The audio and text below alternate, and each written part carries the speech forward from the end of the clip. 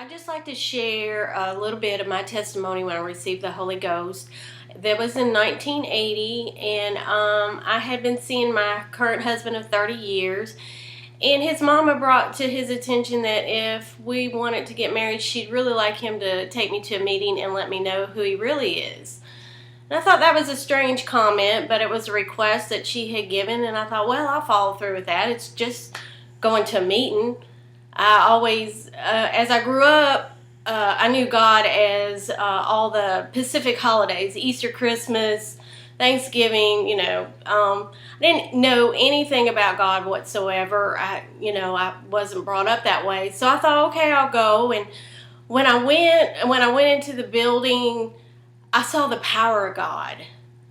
It was overwhelming to me because I grew up in a family where men didn't display any type of emotion.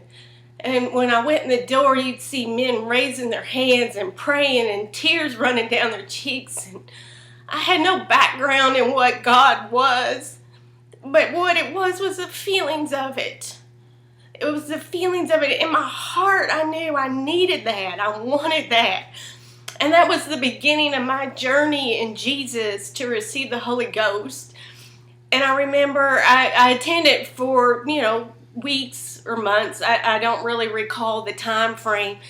But I remember the night that I received the Holy Ghost, and all the elders in the church, they were praying for me, and the power of God was all around me. And I remember I started speaking in tongues, and it excited me, but it scared me because I was basing everything I wanted in God on how it felt, because I had no knowledge of God.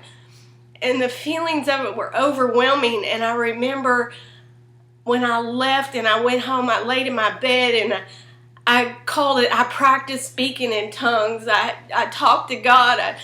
I wanted the feelings of it. And from there, I knew if I had the feelings of what God was, I could learn who God was. And that's just a little bit of my journey in God to receive the Holy Ghost. You don't have to have head knowledge. You have to have heart knowledge. You have to feel it. You have to want it. And that's what I based my beginning in Jesus, my journey in Jesus. And I've been in it for 30 years now, and I love it because God takes care of every situation that you might come across in your life. Everything.